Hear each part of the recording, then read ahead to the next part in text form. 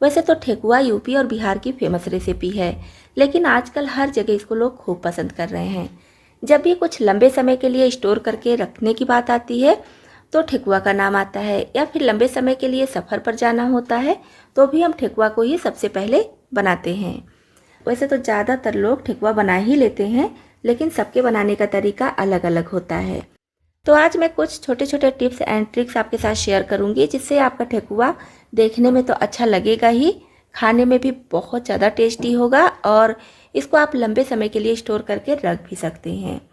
वैसे तो मैं भी कई तरीके से ठेकुआ बनाती हूँ, तो उन्हीं में से एक तरीका आज आपके साथ शेयर कर रही हूँ। जैसे कि मैं अभी ठेकुआ बनाने जा रही थी, तो यहाँ पर देखिए मैं तैयारी करके रखी हूँ। फिर सोची कि आपके साथ भी वीडियो शेयर कर देती हूँ। तो मैं यहाँ पर ली हूँ 3 कटोरी गेहूं का आटा। गेहूं के आटे के बजाय आप चाहे तो मैदा भी ले सकते हैं, या फिर आधा गेहूं का आटा आधा मैदा ले लीजिए। मैं सिर्फ गेहूं का आटा ले रही हूँ।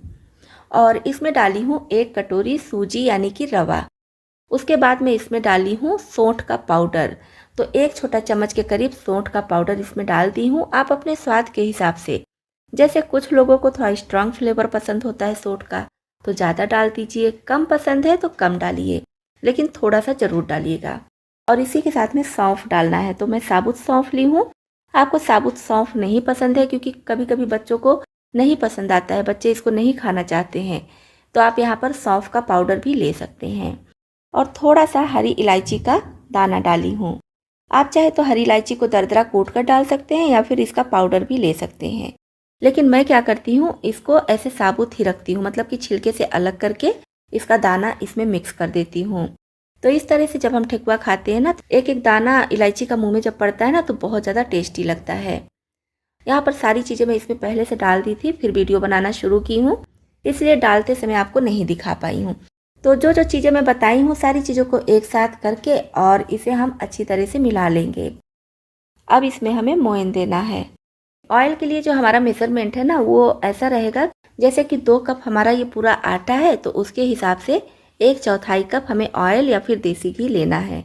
बहुत ज़्यादा नहीं लेंगे, क्योंकि बहुत ज़्यादा लेंगे तो भी ठेकुआ बहुत ज़्यादा खस्ता हो जाता है, अच्छा नहीं लगता है। और अगर बहुत कम लेंगे तो भी बहुत ज़्यादा हार्ड हो जाएगा। तो इसमें ऑयल या फिर देसी घी डालकर अच्छी तरह से मोयन कर लेंगे, और फिर उसके बाद मीठा ऐड करेंगे। तो मीठे के लिए मैं यहाँ पर चीनी ली हूँ, और साथ में 2 चम्मच गुड़ का पाउडर ली हूँ, यानी कि शक्कर ली हूँ। गुड़ पाउडर नहीं है तो साबुत गुड़ जो आता है उसको छोटा छोटा काट कर मेल्ट कर लीजिए, फिर उससे आप इसका डो तैयार कीजिएगा। तो थोड़ा सा गुड़ डाल देने से ना इसका स्वाद तो बढ़ता ही है, कलर भी बहुत प्यारा सा आता है। और हाँ, यहाँ पर जो हम चीनी यूज करेंगे ना, साबुत यूज कीजिए तो ज़्यादा अच्छा है। और घर में अगर छोटे बच्चे हैं तो फिर बड़े दाने की चीनी लीजिए तो ज़्यादा अच्छा है, क्योंकि बच्चे ना अगर बाहर से चीनी दिखेगा तो ज़्यादा पसंद करते हैं। जैसे कि बिस्किट वगैरह भी है चीनी वाला, ऊपर से जो इसमें चीनी लगा होता है, वो सब बिस्किट बच्चे ज़्यादा पसंद करते हैं, तो इसको भी ज़्यादा पसंद करेंगे। तो मैं यहाँ पर बड़े दाने की चीनी ली हूँ और साथ में थोड़ा सा गुड़ ली हूँ। सारी चीज़ों को अच्छे से हमें मिला लेना है, और फिर उसके बाद अच्छे से मिक्स करके थोड़ा थोड़ा पानी डालकर हमें इसको इकट्ठा करना है। डो के जैसा नहीं तैयार करना है, ना तो इसको मसलना है और ना ही बहुत ज़्यादा चिकना करना है। बस इस तरह से रखना है कि ये इकट्ठा हो जाए। जब इस तरह से ये इकट्ठा दिखने लगे कि इकट्ठा हो गया है, तो छोटा सा बॉल बनाकर देखिए। जैसे कि मैं यहाँ पर देखिए बना रही हूँ, तो बॉल बन रहा है और थोड़ा सा प्रेस करना पड़ रहा है तब बॉल बन रहा है। तो इस तरह से हमें डो को रखना है, पानी ज़्यादा बिल्कुल भी नहीं होना चाहिए। और उसके बाद छोटा छोटा आप बॉल बनाकर रख लीजिए, या तो फिर एक एक बनाते रहिए, एक एक ठेकुआ तैयार करते रहिए। तो मैं यहाँ पर कुछ बॉल इस तरह से तैयार करके रख ले रही हूँ। और उसके बाद अगर आपके पास ठेकुआ बनाने वाला है तो इस पर इस बॉल को रखिए और प्रेस कर दीजिए। साइड में जो क्रैक आ रहा है इसको इसी तरह से रहने देना है, चिकना नहीं कीजिएगा। इससे क्या होगा कि आपका ठेकुआ बहुत बढ़िया खस्ता बनेगा और बहुत जल्दी से सिक भी जाता है। जब आप इसको चिकना कर देंगे तो उतना बढ़िया खस्ता नहीं रहेगा। आप ट्राई करके चाहे तो देख लीजिएगा। आपके पास ये ठेकुआ बनाने वाला नहीं है तो फिर आप इसको किसी बर्तन पे रख के हल्का सा प्रेस कर दीजिए। उसके बाद टूथपिक से या फिर फॉर्क से भी डिजाइन बना सकते हैं। तो यहाँ पर मैं कुछ ठेकुआ तैयार कर ली हूँ, अब इसको फ्राई करके भी दिखा दे रही हूँ। ध्यान रखिएगा कि ठेकुआ जितने बढ़िया लो फ्लेम पर आप फ्राई करेंगे उतना बढ़िया खस्ता बनेगा और कलर भी उतना प्यारा आता है। तो यहाँ पर देखिए सारे ठेकुए को मैं फ्राई कर ली हूँ और आप देख पा रहे होंगे कितना बढ़िया कलर आया है और चीनी के दाने देखिए ऊपर से दिख रहे हैं, जिसकी वजह से बच्चे क्या बड़े भी अपने आप को रोक नहीं पाएंगे इसको खाने से। तो देखने में ये ठेकुआ बहुत बढ़िया लगता है, बिल्कुल बिस्किट की तरह खस्ता होता है। तो इस तरह से जब आप छोटी छोटी बातों का ध्यान रख के ठेकुआ बनाएंगे ना तो एकदम परफेक्ट ठेकुआ बनकर तैयार होगा, जो देखने में भी अच्छा लगेगा और स्वाद भी गजब का आएगा। दोस्तों ये वीडियो आपको पसंद आया हो तो प्लीज़ लाइक ज़रूर कीजिएगा। तो नेक्स्ट हम शकरकंदी लेंगे और ये भुनी हुई शकरकंदी है, तो हम इससे बनाएंगे बहुत ज़्यादा टेस्टी फटाफट बनने वाली चाट। तो यहाँ पर भुनी हुई शकरकंदी मैं ली हूँ और इसको मैं कढ़ाई में भूनी हूँ। तो इसको पहले हम इस तरह से छोटे छोटे टुकड़ों में कट कर लेंगे और उसके बाद इसमें डाल देंगे थोड़ा सा चाट मसाला, थोड़ा सा सादा नमक, थोड़ा सा काला नमक और नींबू का रस निचोड़ देंगे। तो आप अपने स्वाद के अनुसार सारी चीज़ें इसमें डाल सकते हैं। थोड़ी सी बारीक कटी हुई हरी मिर्च और थोड़ी सी बारीक कटी हुई धनिया पत्ती डालकर अच्छे से मिक्स कर लेंगे। ऊपर से थोड़ा सा सेव नमकीन डाल देंगे, जिससे इसका स्वाद और ज़्यादा बढ़ जाता है। तो इस तरह से शकरकंदी का चाट आप बनाकर खाइए, बहुत ज़्यादा टेस्टी लगता है। नेक्स्ट टिप हमारी इडली को लेकर है। मैं इडली बनाई थी तो आप देख पा रहे होंगे थोड़ी सी इडली बच गई है। तो हम क्या करेंगे, इसको इस तरह से छोटे छोटे पीस में कट करेंगे। तो साइज़ आप अपने हिसाब से छोटा बड़ा रख सकते हैं। वैसे जितना ज़्यादा छोटा रखेंगे उतना ज़्यादा इसके अंदर मसाला भीन जाता है। तो मैं इस तरह से छोटे छोटे पीस में इसको कट कर दे रही हूँ। तो अगर आपके यहाँ भी इडली बच जाती है और उसको खाना कोई पसंद नहीं करता है तो ये टिप ज़रूर देखिए। अब गैस पर पैन चढ़ाएंगे और इसमें डाल देंगे तेल। तेल गरम हो जाए तो थोड़ा सा साबुत जीरा और थोड़ी सी बनारसी राई डालेंगे। थोड़ी सी हरी मिर्च भी कट करके डाल देंगे। आप चाहे तो जिस तरह से मैं कट की हूँ ऐसे कट कीजिए या फिर अपनी पसंद अनुसार। थोड़ी सी करी लीव्स भी डाल देंगे और इसको भी मैं कट करके ही डाल रही हूँ। तो जब सारी चीज़ें अच्छे से चटक जाएं तब इसमें ये कट की हुई इडली डाल देंगे और सारी चीज़ों को अच्छे से मिक्स करेंगे। अब इसमें स्वाद अनुसार नमक और साथ में डाल देंगे थोड़ा सा सांभर मसाला। जी हाँ, सांभर मसाले से इसका स्वाद बहुत ज़्यादा बढ़ जाता है। तो बस सांभर मसाला डालकर सारी चीज़ों को अच्छे से मिक्स कर लेंगे और आप अपनी पसंद अनुसार इसको चाहे तो कुरकुरा कर लीजिए और चाहे तो बस सारी चीज़ें मिक्स हो जाएं तभी निकाल लीजिए। तो अगर आपके घर में भी इडली बच जा रही है तो इस तरह से इडली को ज़रूर फ्राई कीजिए, सभी लोग टूट पड़ेंगे। जिसको बची हुई इडली नहीं पसंद है या फिर जो इडली खाना नहीं पसंद करते हैं उनको भी ये रेसिपी बहुत ज़्यादा पसंद आएगी। चलिए बढ़ते हैं नेक्स्ट टिप की तरफ। दोस्तों वैसे तो कचौड़ियाँ खाना हर किसी को पसंद होता है, लेकिन हर किसी से परफेक्ट कचौड़ियाँ नहीं बन पाती हैं। तो आज मैं छोटी छोटी टिप आपके साथ शेयर कर रही हूँ, जिससे आप मार्केट से भी बहुत ज़्यादा बढ़िया कचौड़ियाँ घर में ही बनाकर तैयार कर लेंगे। तो इसके लिए आप कचौड़ियों में जो भी मसाला डालते हैं, मतलब कि तड़के में जो भी डालते हैं उसे डाल दीजिए और उसके बाद इसमें थोड़ा सा बेसन ज़रूर डालिएगा। प्याज, आलू, मटर, पनीर, मतलब किसी भी तरह की आप कचौड़ी बनाइए, यहाँ तक कि उड़द दाल और मूंग दाल से भी बना रहे हैं तो भी इससे कचौड़ी का जो स्टफिंग होगा ना बहुत ज़्यादा टेस्टी बनेगा और साथ ही साथ जो मॉइस्चर होता है वो भी ये सोक कर लेगा। बेसन डालने के बाद बेसन को भून लीजिएगा कुछ सेकंड। उसके बाद आप जिस चीज़ की कचौड़ी बना रहे हैं उसको डाल दीजिए। जैसे कि यहाँ पर मैं मटर की बना रही हूँ तो इसमें मटर डाल दिए हैं। तो इसे हमें अच्छे से भूनना होता है खूब बढ़िया से। अगर आप पूरा वीडियो देखना चाहते हैं तो चैनल पर डाल चुकी हूँ, आप चाहे तो देख भी सकते हैं। तो जब ये अच्छे से भून जाए तब इसमें डाल दीजिए थोड़ी सी रोस्टेड कसूरी मेथी इस तरह से क्रश करके, और इसी के साथ में डाल दीजिए थोड़ी सी पिसी हुई चीनी और रोस्टेड कसूरी मेथी डालने से इसका स्वाद बहुत ज़्यादा बढ़ जाता है। ऐसा भी नहीं है कि सिर्फ यही दोनों चीज़ें आप डालेंगे तो स्वाद बढ़ जाएगा, बाकी के मसाले भी इसमें ज़रूरी होते हैं। लेकिन जिन मसालों का यूज कम लोग करते हैं या कुछ लोग बिल्कुल नहीं करते हैं उनके लिए ये टिप है। कचौड़ी का स्वाद तो आपको बढ़ा हुआ मिलेगा ही, कचौड़ियाँ बनाने में भी आसानी होगी। मिक्सी में अगर हम मसाले वगैरह पीसते हैं तो इसको आराम से धुल कर रख देते हैं, ज़्यादा दिक्कत नहीं आती है। लेकिन दिक्कत कब आती है, जब हम उड़द की धोई पीसते हैं तो उड़द की धोई ब्लेड में फंस जाती है और जब हम इसको निकालते हैं तो जल्दी निकलती नहीं है। कोई ऐसा ब्रश वगैरह भी नहीं होता है कि इसके ब्लेड के अंदर जो धोई फंसी है उसको निकाले।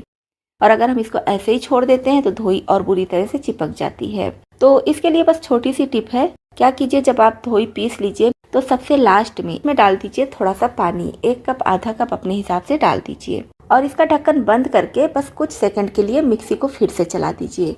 फिर आप देखेंगे कि इसके ब्लेड में नीचे में जो भी धोई लगी है वो निकल जाएगी, बिल्कुल भी इसमें नहीं चिपकेगी। और नॉर्मल पानी से मैं खंगाल कर दिखाई हूँ, देखिए कितनी धोई लगी थी, सारी धोई निकल गई, ब्लेड के नीचे भी नहीं है। तो जब भी आप धोई पीसिए तो इस टिप को जरूर अपनाइए, क्योंकि धोई ही सबसे ज़्यादा स्टिकी होती है और ब्लेड में सबसे ज़्यादा यही चिपकती है, इसी को निकालने में सबसे ज़्यादा दिक्कत होती है। तो आज हम बनाएंगे मूली के पत्ते की चटनी। आप मूली की चटनी इस तरह से बनाइए और उसके बाद चाहे तो किसी भी नाश्ते के साथ खाइए या फिर खाने के साथ भी खा सकते हैं। यहाँ पर मूली की पत्तियां ली हूँ, तो ध्यान रखिए एकदम सॉफ्ट वाली पत्तियां हैं तो ज़्यादा अच्छा है। अब इसको अच्छी तरह से धुलकर हम मिक्सी जार में डालेंगे। इसी के साथ में एक छोटे साइज का टमाटर छोटे टुकड़ों में कट करके डाल दी हूँ और 5 से 6 लहसुन की कलियां, आपको थोड़ी ज़्यादा दिख रही होंगी क्योंकि छोटे साइज की हैं और इसको मैं छिली नहीं हूँ, आप चाहे तो छिलकर ले सकते हैं। साथ में 2 या फिर तीखी जैसी आपको पसंद है उतनी हरी मिर्च ले लीजिए। इसी के साथ में एक नींबू का रस निचोड़ देंगे। ये चटनी थोड़ी खट्टी होती है तब ज़्यादा अच्छी लगती है। आप चाहे तो नींबू के रस के बजाय आमचूर पाउडर या फिर आम की खटाई भी ले सकते हैं। और आधा छोटा चम्मच सादा नमक, 1/4 छोटा चम्मच काला नमक, दोनों नमक मिलाकर जो आपका स्वाद है उतना ले लीजिए। चटनी की कंसिस्टेंसी ठीक करने के लिए इसमें हम डालेंगे थोड़ा सा भुना हुआ चना। तो 1 टेबल स्पून के करीब ये भुना हुआ चना है, इसका छिलका उतार कर इसमें डाल रही हूँ। अगर आप ये चटनी खाने के साथ खाने वाले हैं तो फिर भुना हुआ चना नहीं डालेंगे तो भी चल जाएगा। अब जितनी गाढ़ी या पतली आपको चटनी रखनी है उसके हिसाब से पानी डाल दीजिएगा। तो मैं अभी थोड़ा कम ही पानी डाल रही हूँ क्योंकि मिक्सी जार में काफ़ी ज़्यादा चटनी लगी रह जाती है, तो उसको भी हम बेकार नहीं होने देंगे।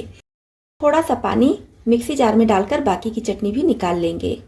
तो देखिए चटनी की कंसिस्टेंसी ना बहुत ज़्यादा गाढ़ी है ना ही बहुत ज़्यादा पतली, तो आप अपने हिसाब से रख सकते हैं। और चटनी का कलर देखिए कितना बढ़िया आया है। तो ये हमारी मूली के पत्ते की चटनी बनकर तैयार हो गई है। दोस्तों दूध में अच्छी खासी बढ़िया मोटी मलाई आए, इसके लिए क्या कीजिए, दूध को खूब बढ़िया से गर्म कर लीजिए और उसके बाद इसको प्लेट से ना ढकिए। इस तरह से कुछ लोग प्लेट से ढक देते हैं, तो इससे क्या होता है कि दूध में मलाई नहीं बन पाती है। आप अगर प्लेट से ही ढक रहे हैं तो थोड़ा सा प्लेट इस तरह से खुला रखिए, जिससे कि इसमें जो भाप है वो बाहर निकलता रहे और इससे क्या होगा, दूध जल्दी से ठंडा हो जाएगा, साथ ही साथ मोटी मलाई भी पड़ेगी। और अगर आपके पास इस तरह की जाली है तो सबसे अच्छा है, इससे दूध खुला भी नहीं रहेगा, अच्छे से ढक जाएगा और इससे भाप भी निकलता रहेगा, दूध भी जल्दी से ठंडा हो जाएगा और बहुत बढ़िया मोटी मलाई पड़ती है। मशरूम मार्केट में कई तरीके का आता है। एक तो आता है कि साफ सुथरा होता है, बस आप उसको अच्छी तरह से धुल लीजिए और बना लीजिए। एक आता है जो बहुत ज़्यादा गंदा होता है, मतलब ऊपर के साइड में बहुत ज़्यादा गंदगी लगी होती है, जिसको हम कितना भी धुलें अच्छे से साफ नहीं होता है। तो वैसे क्या होता है, अगर बहुत ज़्यादा गंदा है, ऊपर से बहुत ज़्यादा ब्लैक है, तो कुछ लोग ब्लैक वाले भाग को चाकू से कट करके निकाल देते हैं। लेकिन मैं जो टिप आपके साथ शेयर कर रही हूँ इसमें आपको चाकू की भी ज़रूरत नहीं है। तो उसके लिए क्या कीजिए, आप मशरूम को पहले अच्छी तरह से धुल लीजिए और फिर जिस तरह से वीडियो में मैं दिखा रही हूँ इस तरह से इसके ऊपर का लेयर निकाल दीजिए। बिल्कुल भी दिक्कत नहीं होती है, बहुत आसानी से ये लेयर इस तरह से निकल जाता है। जैसे हम किसी चीज़ का छिलका छिलते हैं ना, सेम उसी तरह से ये छिल जाता है। तो जो ब्लैक भाग होता है ना इसी लेयर में होता है, तो इसको हम निकाल देंगे और फिर आपको मिल जाएगा एकदम साफ़ सुथरा वाइट कलर का मशरूम, जिससे आप किसी भी तरह की कोई भी रेसिपी बनाकर तैयार कर सकते हैं। रोटियां हम सभी के घरों में बनती ही हैं, लेकिन क्या होता है कि हम रोटी वाला जो परथन होता है उसको किसी प्लेट में या फिर किसी कटोरी में निकालते हैं, तो दोनों समय हमें परथन को निकालना पड़ता है और फिर कहीं रखना पड़ता है। और कई लोगों को देखी हूँ कि जो परथन होता है उसको आटे वाले डिब्बे में फिर से डाल देते हैं। तो ऐसा बिल्कुल नहीं कीजिए, क्योंकि परथन को जूठा माना जाता है। तो जब आप परथन आटे वाले डिब्बे में डाल देंगे तो पूरा आटा जूठा हो जाएगा। तो इससे अगर आप कोई पूजा पाठ कर रहे हैं, कोई व्रत त्योहार कर रहे हैं या आपके घर में कोई मेहमान आ रहे हैं, तो जूठे आटे का ही हम यूज करते हैं रोटियां या फिर पूड़ी पराठे के लिए। तो परथन वाला जो आटा होता है ना उसको आप बिल्कुल अलग रखिए। तो इसके लिए क्या कीजिए, कोई भी इस तरह से प्लास्टिक का डिब्बा या फिर स्टील का, जो भी आपको लगे कि हाँ रोटियों के लिए और परथन रखने के लिए सही है। जैसे कि मैं यहाँ पर देखिए प्लास्टिक का एक छोटा सा डिब्बा ली हूँ, तो इसी में मैं परथन वाला आटा रखती हूँ और इसी से रोटियां भी बना लेती हूँ। तो इससे परथन का आटा पूरे आटे में मिलता नहीं है और परथन का आटा बेकार भी नहीं होता है। तो इस तरह से आप भी कोई भी डिब्बा निकाल लीजिए और परथन का आटा अलग रखिए, फिर आपका आटा भी साफ रहेगा और आपका काम भी आसान। जिनके घर में करी पत्ती का पेड़ है उनको तो ज़्यादा दिक्कत नहीं होती है, लेकिन जो लोग मार्केट से लाते हैं या अगल बगल से लाते हैं उनके लिए काफ़ी ज़्यादा दिक्कत हो जाती है इसको संभालने की। वैसे तो हम फ्रिज में रख के इसको काफ़ी दिनों तक स्टोर कर सकते हैं, लेकिन आज बहुत आसान तरीका बता रही हूँ जिससे आपको फ्रिज में रखने की ज़रूरत नहीं पड़ेगी। तो इसके लिए आप करी पत्ती को इस तरह से स्टिक सहित तोड़िए, मतलब अलग अलग नहीं इसकी पत्तियों को करना है, स्टिक सहित ले लीजिए या तो फिर उसका ब्रांच ही इस तरह से तोड़ लीजिए और फिर ग्लास में या फिर किसी कप में पानी ले लीजिए और इसको डुबा कर रखिए। पूरी पत्ती नहीं डूबनी चाहिए, सिर्फ इसका डंडी वाला भाग ही डूबना चाहिए। 4 से 5 दिनों पर बस आप इसका पानी चेंज करते रहिए, कम से कम 10 से 15 दिन। ना तो करी पत्ती मुरझाएगी, ना ही पीली पड़ेगी और एकदम फ्रेश लगेगी। ऐसा लगेगा कि बस तुरंत ही आप पेड़ से तोड़ कर लाए हैं। जैसे कि ये करी पत्ती आप देख पा रहे होंगे, करीब 1 सप्ताह हो गया है इसको मैं कप में रखी हूँ और आज भी एकदम फ्रेश है। ऐसा लग रहा है कि अभी मैं तुरंत तोड़ कर लाई हूँ। दोस्तों बहुत ही खास टिप है, बहुत ही कमाल की टिप है, इसको आप भी जरूर अपना कर देखिएगा। दोस्तों वैसे तो फ्राई करके या फिर सेक कर पापड़ हम सभी खाते हैं, लेकिन कभी कभी कुछ खास होता है, कुछ खास गेस्ट आ रहे होते हैं या फिर बच्चों की डिमांड पर या फिर हमें पापड़ कोन वगैरह बनाना होता है।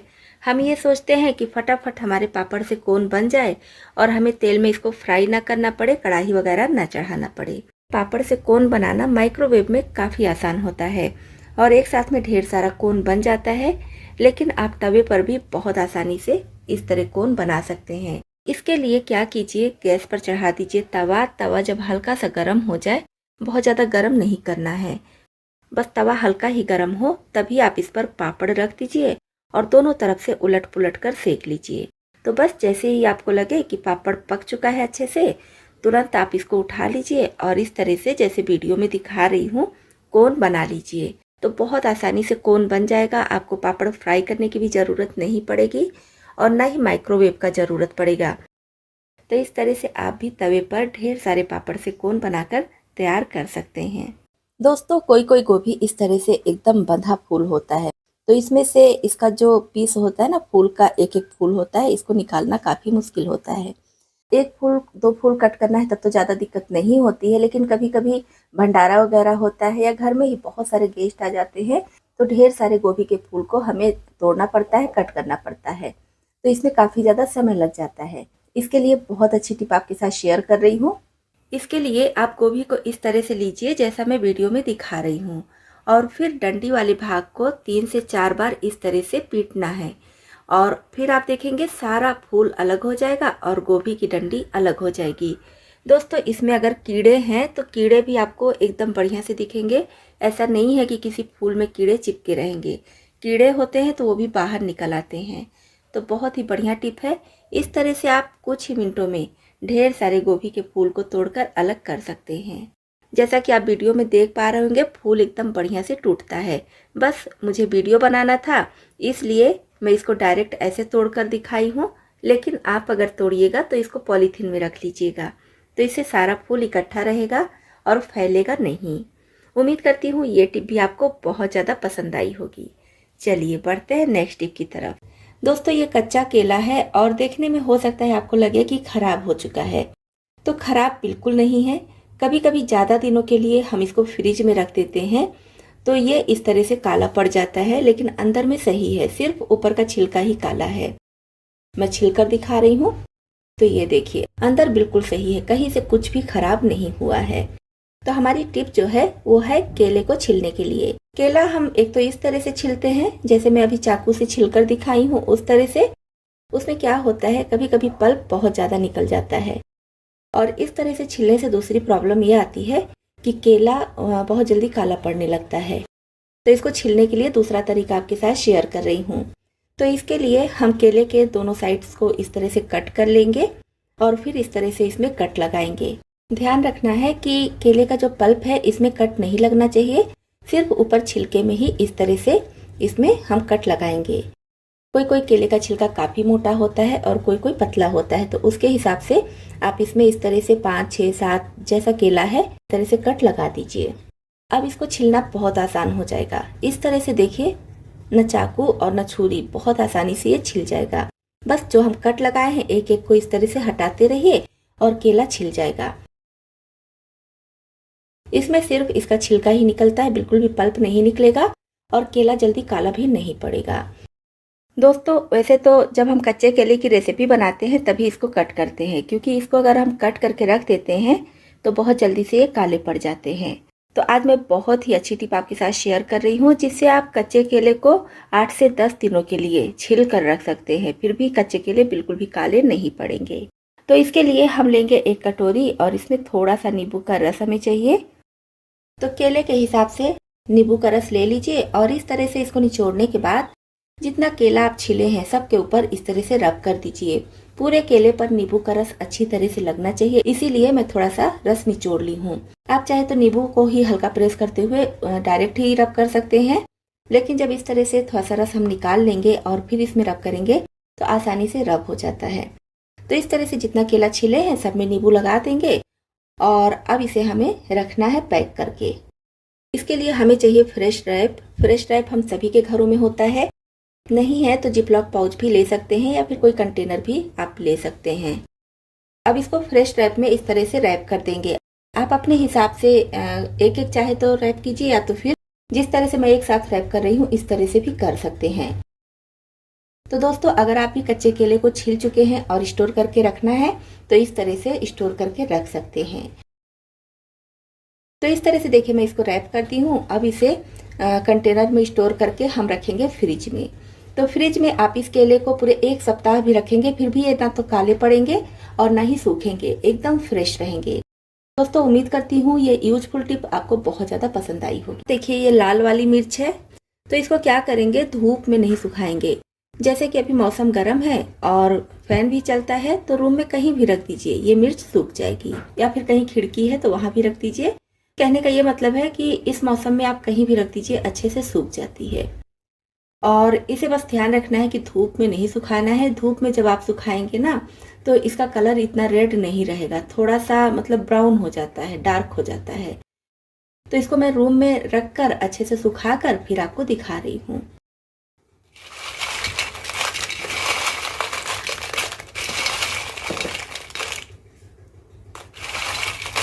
एक सप्ताह के करीब इसको सूखने में लगा है। आप देख पा रहे होंगे ये मिर्च पूरी तरह से सूख चुकी है। तो इसकी डंडी को भी मैं तोड़ दी हूँ।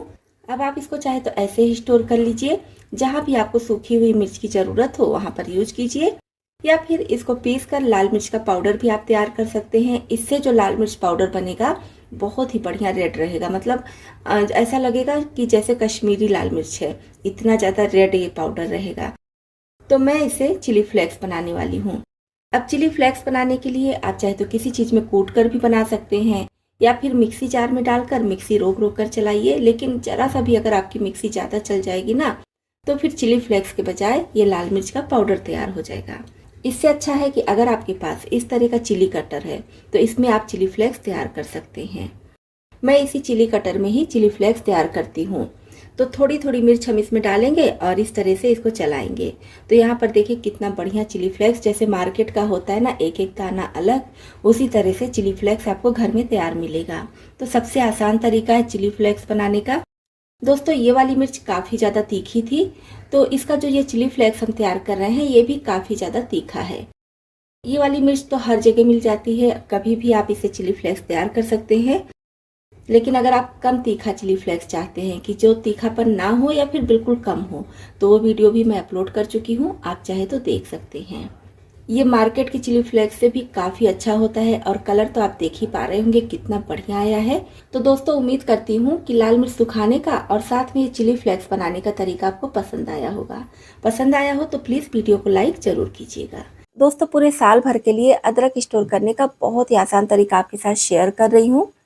इसके लिए जितना भी अदरक आपको स्टोर करना है पानी में डालकर भिगा दीजिए करीब आधे घंटे के लिए। इसको किसी नए ब्रश से धुल लीजिए। ध्यान रखिए कि आप किचन का ही ब्रश लीजिएगा, यूज किए हुए ब्रश को यहाँ पर मत लीजिएगा। तो यहाँ मैं भी किचन में यूज होने वाले ब्रश को ली हूँ। इससे अच्छी तरह से रब करते हुए साफ कर लेंगे, जिससे कि इसमें जितनी भी गंदगी है या फिर मिट्टी वगैरह है सब साफ हो जाए। क्योंकि इसके छिलके को हम नहीं निकालेंगे, छिलके का यूज भी करने वाले हैं स्टोर करने के लिए। अगर आप छिलका इसका छीलने वाले हैं तो आपकी मर्जी है, जिस भी तरीके से आप इसको साफ कर लीजिए, कोई दिक्कत नहीं है। तो मैं इसके छिलके को भी रखने वाली हूँ, इसलिए बहुत अच्छे से साफ करना ज़रूरी है। तो अच्छे से हम इसको साफ कर लेंगे और जहाँ पर जॉइंट रहता है वहाँ पर विशेष ध्यान दीजिएगा, क्योंकि इसके अंदर मिट्टी भरी होती है। तो इसको तोड़कर और अच्छे से आपको साफ कर लेना है। जब अच्छी तरह से आपको लगे कि अदरक साफ हो चुका है तो फिर से 3 से 4 पानी से अच्छी तरह से धुल लीजिए। तो यहाँ पर आप देख पा रहे होंगे अदरक खूब अच्छी तरह से साफ हो चुका है। और अब इसको स्टोर करने के लिए क्या करेंगे, हम लेंगे एक ग्रेटर। किसी भी साइज़ का आप ग्रेटर ले लीजिए, पतला मोटा जैसा भी आपको चाहिए, या फिर जिस टाइप का आप अदरक स्टोर करना चाहते हैं वैसा ग्रेटर ले लीजिए। अब ग्रेटर की मदद से इसको हम ग्रेट कर लेंगे। और आप अगर ग्रेटर का यूज नहीं करना चाहते हैं तो इसका पेस्ट बनाकर भी स्टोर कर सकते हैं। मैं ग्रेटर का इसलिए यूज कर रही हूँ क्योंकि बहुत सारी रेसिपीज ऐसी होती हैं जिसमें हमें लच्छे में कटा हुआ अदरक चाहिए होता है, जिसमें पेस्ट की ज़रूरत नहीं होती है। अगर पेस्ट बनाकर हम स्टोर करेंगे तो उससे लच्छा नहीं बनाया जा सकता है, लेकिन लच्छे को स्टोर करेंगे तो बाद में पेस्ट बनाया जा सकता है। तो इस तरह से सारे अदरक को घिसकर हम तैयार कर लेंगे। अब इसको स्टोर करने के लिए हमें आइस ट्रे चाहिए। आइस ट्रे में इस तरह से थोड़ा थोड़ा अदरक का ये लच्छा रखेंगे और हल्के हाथ से प्रेस कर देंगे। तो बहुत ज़्यादा मैं भर कर नहीं रख रही हूँ, क्योंकि कभी कभी बहुत थोड़े से अदरक की ज़रूरत होती है, और अगर ज़्यादा अदरक का ज़रूरत रहेगा तो मैं 2 या फिर 3 क्यूब ले लूँगी। तो इसलिए मैं थोड़ा थोड़ा इसमें रख रही हूँ। और अगर आप आइस ट्रे का यूज नहीं करना चाहते हैं तो कोई भी कंटेनर ले लीजिए इस तरह से प्लास्टिक का, जैसे कि मैं ली हूँ, और इसमें इसका पतला लेयर बिछा देंगे। बहुत ज़्यादा मोटा लेयर नहीं रखिएगा, नहीं तो आपको यूज करने में दिक्कत होगी और इसको कट करने में भी दिक्कत होगी। आइस ट्रे में पहले से तैयार करके रख ली हूँ और इधर कंटेनर में भी इसे सेट कर दी हूँ। अब इसे हम रखेंगे फ्रीजर में। 3 से 4 घंटे में बहुत अच्छे से ये सेट हो जाएगा। यहाँ पर देखिए करीब 3 घंटे हुए हैं और ये बहुत अच्छे से सेट हो चुका है। तो पहले मैं आइस ट्रे वाले को निकाल कर आपको दिखा रही हूँ। फ्रीजर से निकाले हुए इसे करीब 5 मिनट हो चुका है। अब चम्मच के बैक साइड से इस तरह से मैं निकाल ले रही हूँ। आप किसी भी चीज़ से क्यूब को बाहर निकाल सकते हैं, बहुत आसानी से ये निकल जाएगा। तो आप देखिए कितने बढ़िया से ये क्यूब तैयार हो गया है। इस क्यूब को आप पूरे साल भी फ्रीजर में स्टोर करके रखेंगे फिर भी ख़राब नहीं होगा। और जहाँ भी जिस भी रेसिपी में आपको यूज करना है यूज कर लीजिए। और इधर कंटेनर वाला भी देखिए बहुत अच्छे से सेट हो चुका है। तो इसको भी हम बाहर निकाल लेंगे। और इस तरह से तो हम इसको यूज कर नहीं सकते, दिक्कत होगी यूज करने में, तो इसलिए चाकू से छोटे छोटे पीस में कट कर लेंगे। तो जितने क्यूब की आपको ज़रूरत हो उतना क्यूब लेकर रेसिपी में अपने यूज कर लीजिए। तो दोस्तों बहुत ही आसान तरीका है। इस तरीके से आप लच्छे में अगर अदरक को स्टोर करेंगे तो इससे आप लच्छे की ज़रूरत भी पूरी कर सकते हैं, या पेस्ट आपको तैयार करना है तो पेस्ट भी तैयार कर सकते हैं, या फिर किसी भी चीज़ के साथ आपको इसे पीसना है तो पीस भी सकते हैं। अब इस क्यूब को आप चाहे तो आइस ट्रे में ही या फिर किसी कंटेनर में स्टोर करके रख लीजिए, लेकिन मैं यहाँ पर जिपलॉक पाउच में स्टोर करूँगी। इससे क्या होगा कि कम जगह में ढेर सारा ये स्टोर हो जाएगा। तो इसे हम अच्छे से लॉक कर देंगे। और इसको स्टोर करने के लिए भी आपको ध्यान रखना है कि फ्रीजर में ही रखिएगा। फ्रिज में ये ख़राब होने लगेगा, ज़्यादा दिन नहीं चलेगा, लेकिन फ्रीजर में पूरे साल भर आप इसको रख सकते हैं। तो दोस्तों उम्मीद करती हूँ अदरक स्टोर करने का ये तरीका आपको बहुत ज़्यादा पसंद आया होगा। पसंद आया हो तो प्लीज़ वीडियो को लाइक और शेयर ज़रूर कीजिएगा।